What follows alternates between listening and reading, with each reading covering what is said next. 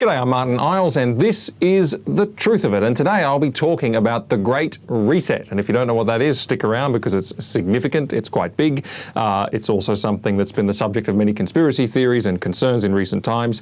And I'll also be talking, secondly, about the Change and Suppression Conversion Practices Prohibition Bill 2020. It's a word salad, it's a mouthful, but we'll be talking about that. It's in the state of Victoria, it's about LGBT conversion therapy, and what does it mean for the whole country? Quite a bit. But first of all, I want to make a quick comment about the elephant in the room, which is the US election. I talked about it last week. A number of things have changed since then. I'm not ready to talk about it again until next week. The reason for that is it's really difficult to know what's going on until the court cases are actually filed. I don't want to comment about the PR. I don't want to comment about press conferences. I don't want to comment about politicking. I'm really just interested in the cases themselves, in the evidence that's being put forward and in the nature of what's going to actually be put into court, where the rubber meets the road and they're going to have to try and prove. That's what I'm interested in. And the reality is that right now there really doesn't seem to be anything in court that could change the election outcome. It all depends on Sydney Powell's the name of the attorney in question. It all depends on her promise to, quote, release the Kraken. Her comment that this was going to be a biblical case, a case that would allege fraud and allege hacking of the Dominion voting machines and the Smartmatic software and all the rest of it. Huge things have been said. She says she's going to file imminently, and that means if she does, one of two things is going to happen. Either it's all going to be in there like she promised, in which case we'll have a lot to talk about next week, or it's all going to be PR and no substance, in which case I'll certainly be, pretty annoyed about all of that, but we can cover that as well. Let's wait and see. I don't know. If evidence is there, we'll look at it. But for now, I think the wisest thing to do is wait and see. Otherwise, we risk getting caught up in the noise. Having said that, let's move on to another big global issue, which is the Great Reset. As I said, this has been quite topical of late. There's a lot of different theories swirling around. Some of them are verging on conspiratorial, but it's important to address it because it is real. It's not actually, the existence of it is not a conspiracy. Time magazine is running a Great Reset issue. The World Economic Forum is calling its next national annual meeting the Great Reset, and they've put out a paper called the Great Reset. It's very, very real. It's an actual thing, and it has meaning for all of us because it's got great influence at the area of global governance with world leaders and so on. But to understand the Great Reset, you first need to have some understanding of the World Economic Forum, or the WEF. This is a body, it's just an organisation, a not-for-profit. It's based in Geneva in Switzerland. It was founded by a bloke called Klaus Schwab in 1971, and basically in a nutshell, it is a think tank. It's a think tank kind of on steroids though. A think tank is kind of an organisation that produces research, and they put together research papers on areas that are relevant to government policy. So it might be research on tax rates and the impact it has on business, or it could be on, the nature, how many trees are in a suburb and what that does to happiness of the community or whatever. It could be any number of things. And they could put this research paper together, do all this original work, prove the whole bunch of things like a 20% tax rate is ideal, or 7 trees per square metre is ideal, or whatever. There'd be a lot of trees, but all that kind of stuff. And they go to government and say, here's our recommendations, here's our research. Some of these think tanks are quite influential and they can really influence government policy through the work that they do. The World Economic Forum is a bit like that, except that it's kind of enormous. It is global, for one thing, and also it's managed to get real influence with a lot of global figures, mostly world leaders, but also global business leaders, also figures like Prince Charles, Greta Thunberg, all these types, and a lot of celebrity types and everything as well. So it's quite a broad church, so to speak, and it brings all these people together at what they call these annual meetings. The annual meetings, in its own words, quote, bring together top leaders and shape global, regional and industry agendas. All that kind of blah, blah, blah wording is pretty common in everything that they write. It's boring. But in January 2020 of this year, about 3,000 of these so-called top leaders attended. They were mostly business people and they were mostly world leaders, politicians. It's influential enough to have informed political campaigns. So the phrase "Build Back Better," which was Joe Biden's, one of Joe Biden's slogans for the US presidency, is actually a phrase that comes out of the World Economic Forum and the work they've been doing. It was also used by Boris Johnson, the same 3 words in some of his work.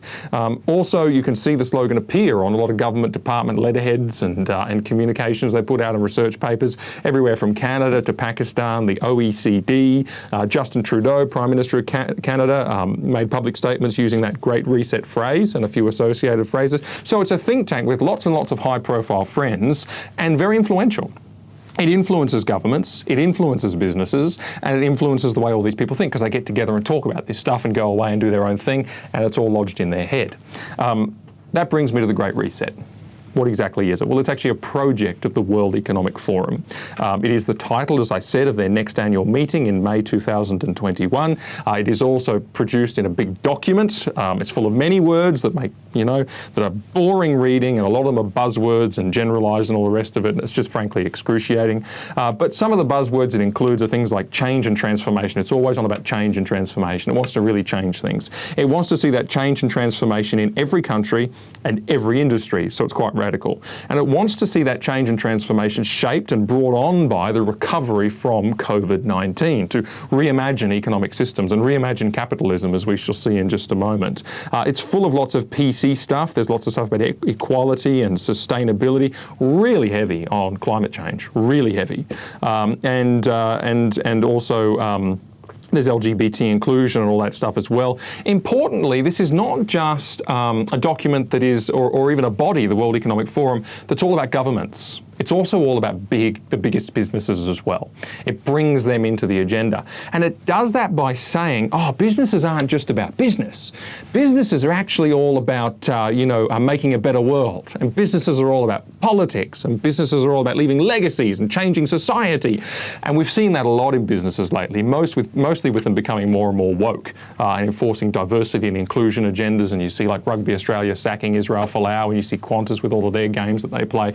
We're seeing this a lot in business. Well, the World Economic Forum is inviting businesses into the fold and saying this is business and government, and we're all into this thing of making a better world. That's significant because we're about to see the World Economic Forum supports stuff that traditionally businesses would not embrace, but they've cleverly included business in the agenda. So that's very clever on their part. Now, all of that's very general.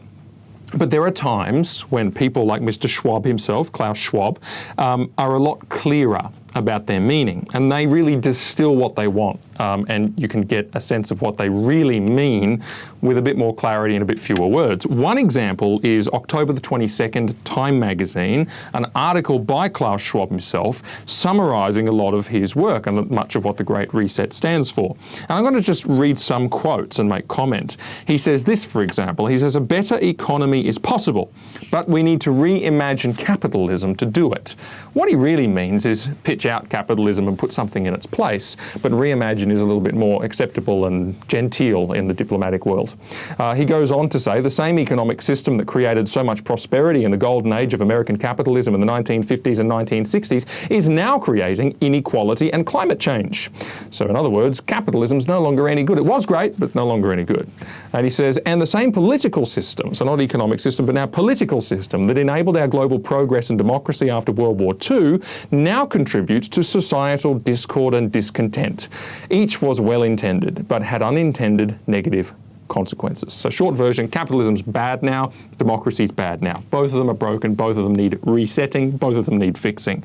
You can get a sense of where this is going. He says crazy things like evidence that democracy is now splintered and messed up is things like Black Lives Matter and the climate justice movement, which is insane because these things have not been birthed from belief in democracy or any of the ideals of democracy. These things have been set up as an antithesis to democracy. They're revolutionary movements that don't believe in democracy or don't believe in Western values or any of these things at all. And they've been set up and they're causing all this trouble. He's like, yeah, so you see what democracy does? See all the trouble it causes? No, these are anti-democratic movements. And you see this a lot. It's almost like a kind of gaslighting. For example, with Biden and the Democrats coming in and saying, now's a time for healing. We're all going to, heal America. We're going to have peace and quiet like we couldn't have under Donald Trump because of all the division and the anger. And we know that the movements that were causing the violence when Donald Trump is still president, but in the Trump term over the last few years, we know that they're left-wing movements. We know that it's Black Lives Matter that was doing that. We know that it's Antifa that was doing that. It wasn't, Trump following, Texans that were doing that. It just wasn't. But see, there's the kind of gaslighting here. It's like, oh, well, now we can heal because that was his fault when it was them all along. Anyway, that's a slight tangent, but it's becoming more and more common. So Klaus Schwab is up the creek on that stuff, but nonetheless, that's his point. He says, capitalism's got to change, democracy's got to change. He goes on, there are reasons to believe a better economic system is possible and that it could be just around the corner. He goes on to say 2 reasons for that. COVID-19, here's a great reset opportunity. Here's a new economic system we can bring in. Now's the chance, since we've botched our economies effectively, and maybe we can do something different now to hide that. The other thing he actually uses a lot, and that the World Economic Forum uses a lot, is climate change. Climate change as another sort of crisis, so to speak, to precipitate a massive reinvention of these systems. He goes on, for the past 30 to 50 years, the neoliberalist ideology has increasingly prevailed in large parts of the world. This approach centres on the notion that the market knows best, that the business of business is business, and that the government should refrain from setting clear rules for the functioning of markets. Those dogmatic beliefs have proved wrong, but fortunately we are not destined to follow them. Yeah, really? Okay. I would say that a lot of the debt trouble that Western countries are in right now isn't because of markets, but it's because of government interventions, like coronavirus. Seriously. But anyway, notice how he's saying that businesses, he's bringing them into the political realm. The business of business is no longer business, but something far greater. Join us, be part of this program. That's really significant. And here's the other thing. He says these things have been proved wrong. The reality is that the last, since World War II, if you look at the democratic and the capitalistic systems of the world and how that's spread into more and more countries, the reality is that it has lifted more people out of poverty than at any other time in history. It has elevated more into the middle class than at any other time in history. It has raised up the lives of more people. It has improved the lot of more people than any other move or idea in all of history. And actually, when you do that, you get all the other things that Mr. Klaus says that he wants. You get, for example, far less emissions per capita with the technological advancement and with the change from a country from third world to developing to first world. You get all sorts of benefits. And he says, no, we don't want those benefits through the capitalistic tradition. We've got a better idea. That's important to note. Here's something far more telling. A video was released by the World Economic Forum, since deleted, interestingly, based on the notion of imagining life in 2030. It's a short video with a number of taglines. The first tagline that appears on the screen, and indeed the thumbnail of the video, was, "You'll own nothing and you'll be happy." Now here's a question. Who exactly is you? Who's owning nothing? I'll tell you this, it isn't Klaus. I'll tell you this, it's not the World Economic Forum. I'll tell you this, it's not the big businesses and big governments that are involved in the World Economic Forum. Oh no, but it's you. It's the little guy. You own nothing because someone is going to own something. That is pure communism, with an elite ruling class that oversees all things, and the little guy owns nothing and is meant to be happy. Doesn't work that way in practice. Great idea. The next line is, whatever you want, you will rent. And it makes my point. Who are you renting it from? Who are you paying? I thought we all own nothing. Someone owns the things. Someone made the things. Someone replaces the things. Someone is responsible for the things. It's just not you. It continues. The US won't be the world's leading superpower. In other words, and it goes on to say, it will be a coalition of nations. So it will be a multinational government. That's what will dominate. Right. As if that could possibly go wrong. And again, if America's not the superpower, I mean, what, do we want China to be the superpower? Do we think that'll go well? I mean, this is sort of the world government stuff. It's idealism. It says you'll eat much less meat, an occasional treat, not a staple. So in other words, someone is now telling me what I can eat. Someone's now telling people what kind of meat they can grow and how they can distribute it, and they're controlling food production, supply, and what you put into your mouth. Surprise. I guess if you don't own anything and you're dependent on the government who owns everything to rent stuff from, why not let them define what your diet is? It goes on, 1 billion people will be displaced by climate change. We'll have to do a better job at welcoming and integrating refugees. Okay, the first part of that statement, false. 1 billion people will not be displaced by climate change. But even if climate change was happening of that nature, there's plenty of work been done to show that the best way to deal with it is technological advance, and actually have the technology to deal with it. People can live anywhere with the right technology. People can handle anything with the right technology. And it's technological advance that will do it. But no, they say instead we're going to have to welcome and integrate refugees. And what this is based on effectively, and frankly a lot of countries do a great job welcoming and integrating refugees. They just do it in a sustainable way. But of course this is based on the idea that all cultures are a relativistic view of culture. That there's no culture that's better than another. There's no values that are better than others. No country has gotten further ahead because of its values and its culture, which are good. And therefore, to dilute that doesn't matter. Doesn't matter. It is to, and you'll go on to see that they don't believe in Western values. And so that's really what they're after. They want the Western world to be overwhelmed by cultures from the developing world quickly so that they no longer exist. It says polluters will have to pay to emit carbon dioxide. There will be a global price on carbon. Again, I say levied by whom? Who gets the carbon price? Well, not you, because you don't own anything. No, the carbon price will go to the people who own the stuff, and they'll get fatter and they'll get richer. And at whose expense will that be? Yours, who doesn't own anything. Because that's what happens. The carbon price filters down to everything else. It increases the prices of everything. They actually say this, Western values will have been tested to the breaking point, which goes in with what Klaus was saying before about the fact that Western values, democracy, capitalism and all that are on the way out. They no longer work. What are Western values? Well, do you know, it's interesting. Western values, at the very least, are freedoms. Freedom of movement, freedom of speech, freedom of conscience, freedom of religion, freedom of assembly, freedom of protest, that sort of thing. At least people agree on that. Okay, so freedoms. I'll tell you what else people basically agree on is that Christianity, or a form of it, is universally considered to be a Western value. But that'll have been tested to breaking point. Old hat now. Who needs the freedoms? Who needs the Christianity? New system. Well, finally, let me read quickly a couple of quotes from an article published by the World Economic Forum, How Life Could Change in My City by the Year 2030. This is hair-raising. It says, welcome to the year 2030. Welcome to my city, or should I say our city. I don't own anything. I don't own a car. I don't own a house. I don't own any appliances or clothes. It might seem odd to you, but it makes perfect sense for us in this city. Everything you considered a product has now become a service. We have access to transportation, accommodation, food, and all the things we need in our daily lives. One by one, all these things became free, so it ended up not making sense for us to own much. Now again, someone created that stuff. Someone has power over that stuff. Someone takes the rent for that stuff, as it said in the last list. Someone developed it. Someone repairs it. It's just that you don't own it. You don't own it. Someone's getting rich off it. Once in a while, now note this is how it closes. Once in a while, I get annoyed about the fact that I have no real privacy. Nowhere I can go and not be registered.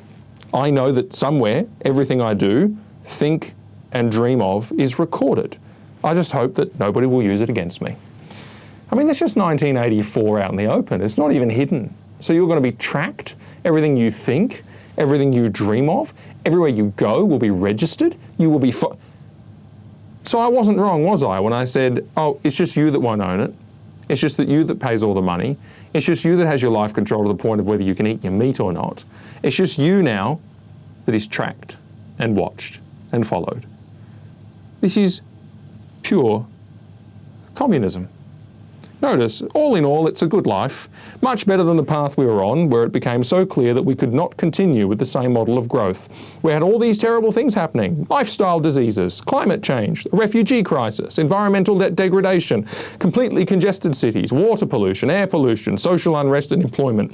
We lost way too many people before we realised that we could do things differently. It's utopian. It'll solve the fact that there's countries in the world from which people want to flee because of war. We're going to end wars. Have you heard that before? We're going to have world peace. There's going to be no refugee movements. We're going to get rid of diseases. I mean, for heaven's sake. We're going to get rid of climate change, as if that's within our power. I mean, it's utopian, communistic. Now, here's the thing.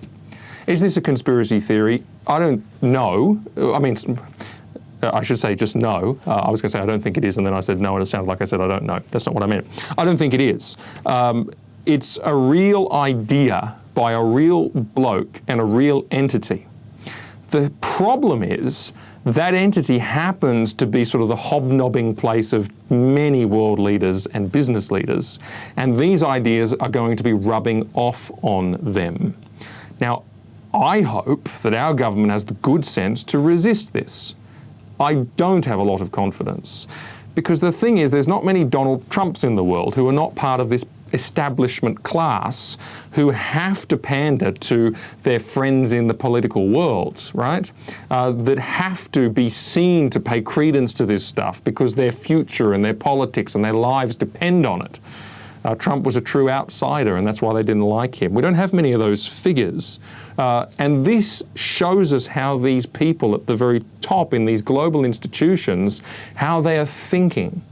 They actually are Marxists and or communists and or something a little bit like both of those things, whatever word you want to give it, centralized government people. They are that kind of person. This is what they believe. They believe in the power of themselves and their own ideas to make a utopia that puts people into a position of total control. Total being controlled, that is. And here's the thing. COVID-19 has shown that the West will embrace this, at least at first. In exchange for a sense of safety and security, and for handouts from the government, and for the odd footy match where we have state of origin with 50,000, and yet we can't even go to a church with all of our friends at church, not allowed to do that, but a 50,000 footy match is fine. For that, we will give up most things. We will give up our movement. We will give up our work. We will give up our Western freedoms like protesting and assembly. We will give up connection with our family. We will give up everything because the government will keep us safe. Isn't that precisely what they want? No wonder Klaus Schwab has written a book, COVID-19 and the Great Reset. Because this, he says, is exactly what we want.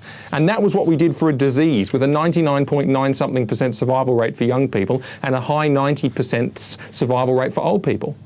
As if it was the Black Death and we're all going to die. Give away a lot, don't we? Quickly, easily. People will drink this up at first.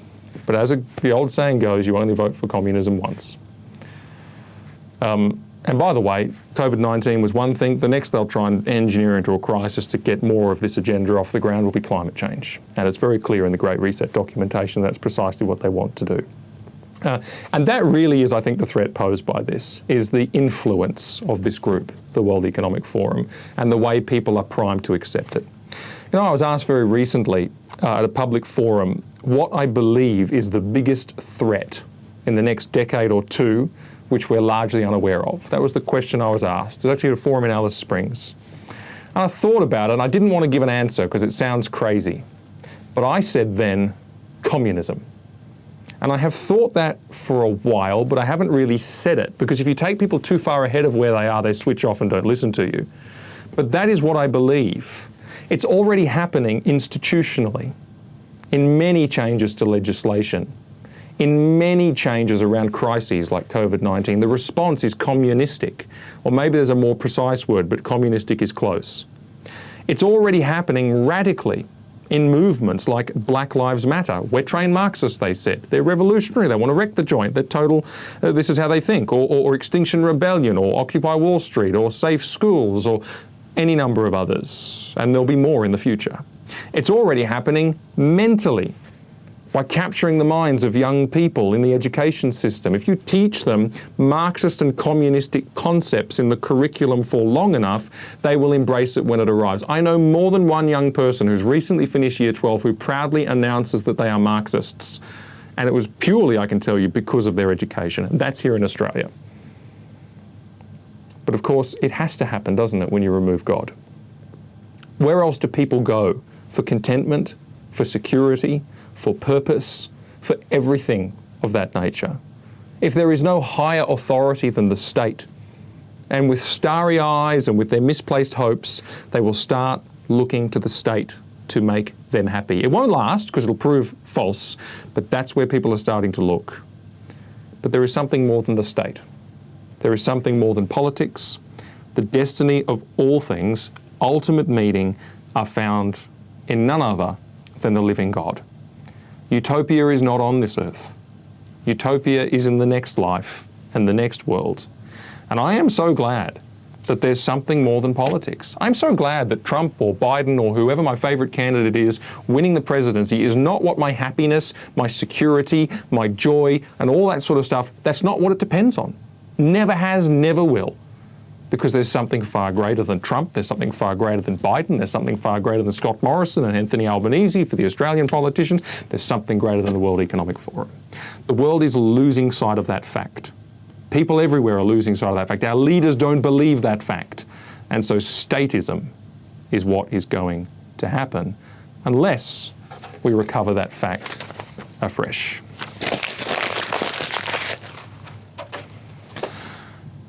All right, second up, I'm going to be talking about the Change and Suppression Conversion Practices Prohibition Bill 2020. A word salad, a mouthful, but it is effectively this issue of LGBT conversion therapy. That is the name of a bill that is introduced this week into the Victorian Parliament. Victoria is the second most popular state of Australia for those watching from overseas.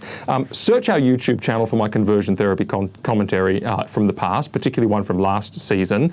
But I want to speak about it again with extra clarity because Victoria has raised the bar with this latest bill introduced into the Parliament this week. I've read a lot about the bill. I haven't read the detail of the bill, but I'm pretty sure I understand what's in it based on what I've read about it and the information we've been given. It is a bill which, as the title says, note the change and suppression. Change and suppression. It's purporting to outlaw change and suppression practices. It's a bill that prohibits change. It's a bill that prohibits suppression, and the other word in there is a bill that prohibits conversion. Now, it will be falsely marketed as a bill that prohibits torture and coercion and abuse. And it'll be falsely justified based on a report that was given to the Victorian government by the Human Rights Law Centre and La Trobe University, which claims that such things are rife in Christian and religious communities, that is, torture, coercion and abuse. I quote from the report, "Harmful conversion practices emerged in conservative Christian communities in the 1970s. Our research suggests that conversion practices and ideologies are being mainstreamed within particular Christian churches. Conversion activities can constitute torture or cruel, inhuman and degrading treatment, particularly when they are administered through force or to children." They go on to make the outrageous claim that up to 10% of LGBT Australians are vulnerable to these harmful practices, that is torture and etc., degrading treatment, cruelty, because 10% of Australians attend religious institutions like Protestant churches. I mean, it's a huge leap. Let me be clear, these are lies. Abusive, coercive treatments of LGBT people were as much a part of mainstream medicine as they were of any religious communities. These things were done in government institutions. But there's a bigger issue. None of these things are happening anywhere in Australia today. Full stop, end of story. It's a sham. It isn't even true. In fact, successive governments have admitted that. Queensland admitted it. South Australia's admitted it. The ACT have admitted it. Not happening. No evidence. So what does the bill do? Well, I go back to where I was a moment ago. What does it actually do? The words change, suppression, conversion. Those words are important. And examples that are given in the aforementioned report include churches that state, quote, change is possible. Churches that have a, quote, welcoming but not affirming stance. Churches that are, quote, saturated with an exclusively heterosexual ideology. As if sexuality is an ideology, right? It's called biology, creation. The idea that same-sex attracted people are committed to celibacy. Discussions in faith-based settings between freely consenting adults. Scripture reading. Prayer. Let me be clear. These things could constitute crimes punishable by imprisonment. We asked during a briefing with the government a few questions.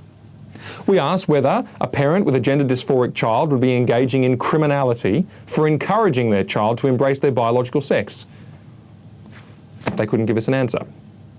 So a parent who is apprehensive about putting their child on hormones and potentially ruining their life by chopping up their body for who is apprehensive about that for good common sense and scientific reasons, namely that most children grow out of it, they might be criminalising themselves. We ask whether a fully mature, grown adult could voluntarily seek support from like-minded individuals, or maybe a pastor or a counsellor. Now, these group sessions where people who get together, who want to get together, they happen. You know, if they want to control their LGBT inclinations, because that's what they want for themselves. Again, the government couldn't give an answer. Would they be encouraging criminality? So apparently anyone can live out their identity without judgment or restriction unless they're a Christian.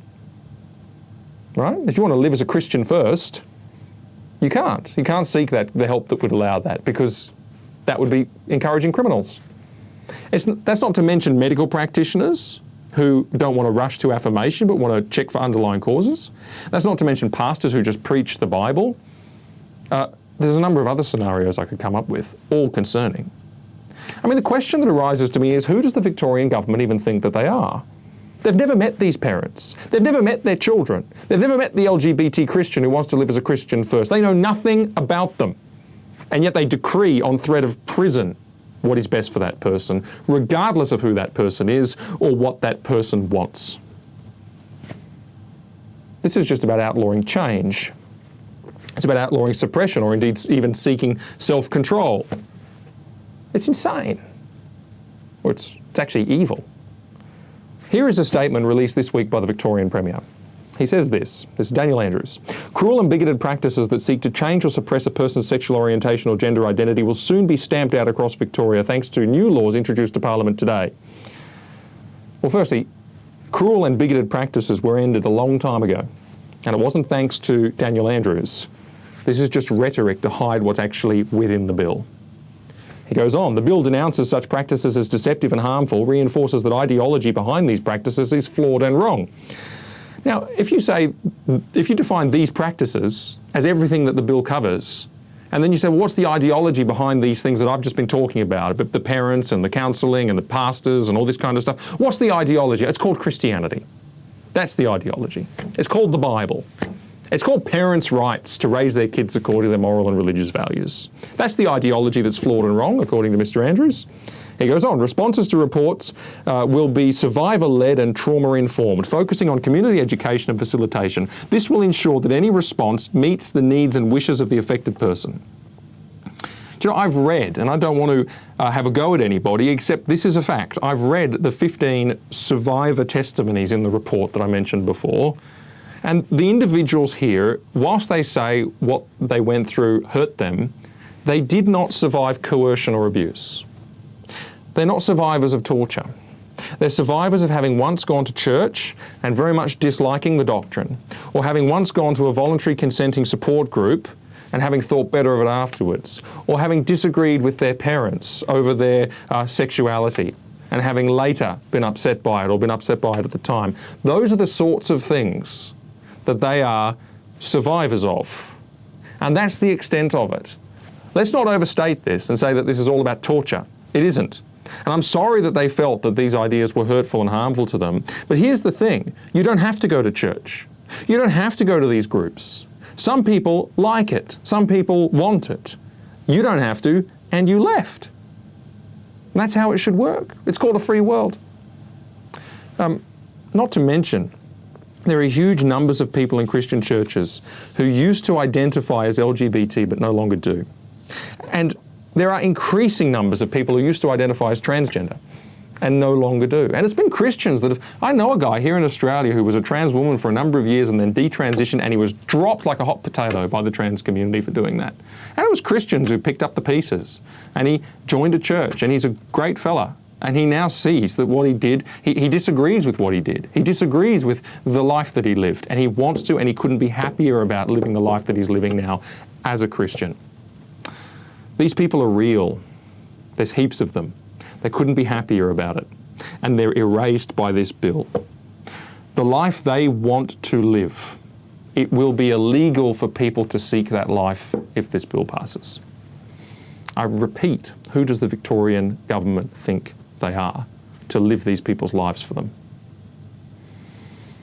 Andrew says, this bill also puts in place strong criminal sanctions for people who subject others to change or suppression practices that cause injury or serious injury, with up to 10 years jail for the latter. Those who try to get around the new laws by subjecting people to change or suppression practices which cause injury outside of Victoria could face a jail term of up to 2 years, while advertising these practices will incur a criminal sanction and a maximum fine close to $10,000. So this is where we are. The risk here is, and it's not even a risk, it's true, that the gospel itself, parts of it, parts of the Bible itself and pastoral ministry and responsible parenting and good medical care, parts of all of these things are set to become potentially jailable offences. We're actually here, we've arrived. Now, it won't happen immediately. I don't think that's how it works. These laws tend to sit on the books for a while, and they'll sit there until culture changes a little further, and then they'll be used for the first time by an activist to attack some fringy case that it's hard to defend, because they'll be waiting for it and waiting for it. It could take 5 years to happen, but it'll happen. And then they'll be used more and more and more to attack truth and attack people who have done nothing wrong. That's how these things work out. You know, I recall doing an interview for 60 Minutes on this subject of conversion therapy. And this part didn't go to air, but I remember asking the journalist, I said, what if all that is good and right, what if true joy and peace and happiness, what if those things weren't actually to be found within a person's identity or within a person's inner self? What if this whole mantra of identity, of self-discovery, of pride, what if it's all exactly backwards? What if I'm not actually God? What if worshipping and serving the inner self, the creature, as Romans 1:25 says, what if that's not my destiny? What if that's not what's right and good and best for me? What if, in fact, God, whom I should serve and submit to, is not inside of me, but it is outside? He is outside of me. What if he is transcendent? What if all that is good and right? What if true joy and peace and happiness are to be found outside of myself in God alone? And what if a life enslaved to self and its passions and desires is a life of misery, a life of shame?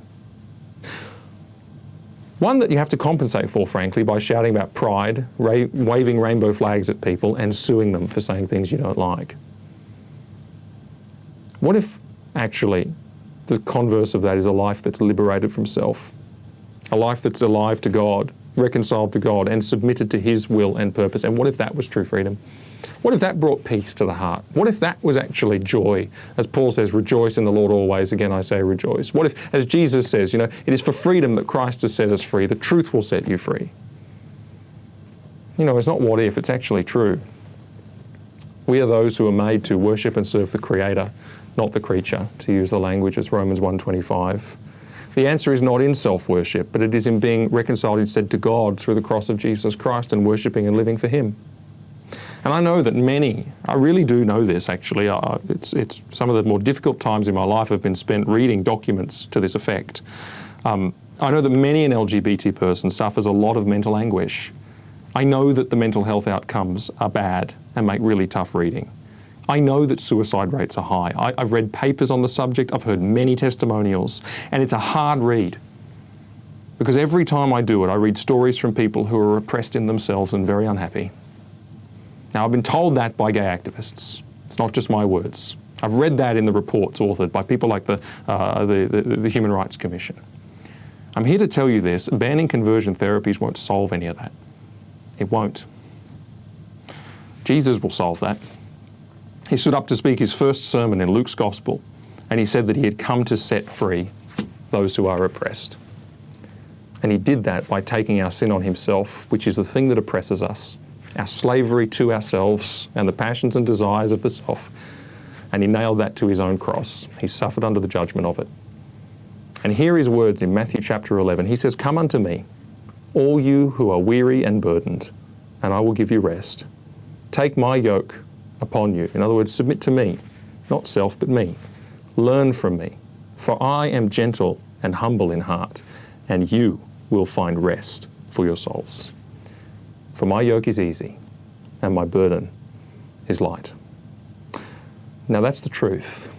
And if Daniel Andrews wants to call that bigoted quackery and wants to send me to jail for it, well, I guess I'll have to go to jail with half the Christians in Victoria, because there is no way you can expunge that message and that truth, because it is the gospel and it's never been expunged before, despite people's best efforts. To quote the apostles in the book of Acts, when the ancient anti-discrimination tribunal, the Sanhedrin, told them to shut their mouths and stop speaking. They said, we must obey God rather than men. I'm Martyn Niles, and that was the truth of it.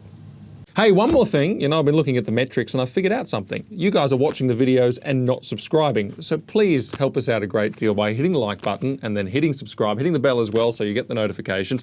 It helps us out a really great deal, and you can click here to see more videos.